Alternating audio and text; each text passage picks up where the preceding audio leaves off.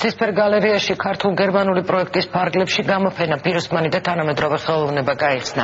შეხვედრა პიროსმანთან ეს არის საქართველო-გერმანიის საზოგადოების საერთაშორისო პროექტის სახელწოდება, რომელიც თანამედროვე გერმანელი, ავსტრიელი, შვეიცარიელი, ჰოლანდიელი და ქართველი ხელოვანების ნამუშევრებს აერთიანებს.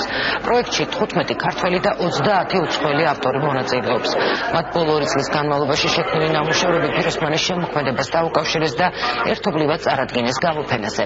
პროექტის ფარგლებში ასევე ჩატარდება სამუშაო შეხვედრები, უცხოელი ხელოვანები გაიცნობიან პიროსმანის შემოქმედებას, გაიცნობენ ქართველ კოლეგებს და მათ გამოცდილებასაც გაუმზიარებენ.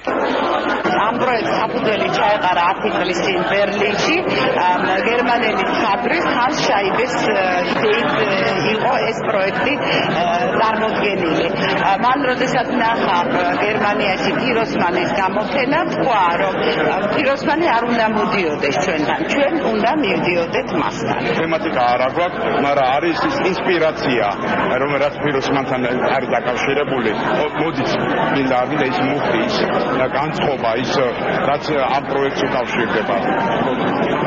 ეცნობიან მანადებო საქართველოს ხელოვნებას, პიროსმანის შემოქმედებას, კულტურას და ამის გავლენა, ამის ინსპირაცია იგრძნობა ყოველ ნამუშევარში, ყოველ თითოეული ხელოვანის შემოქმედებაში. ერთი პორტრეტი, რომელიც ყვავილთან ერთად არის და მეორე ნამუშევარია, სადაც გოგოები ცეკვავენ. ცეკვა და ყვავილი დაუკავშირებ პიროსმანს.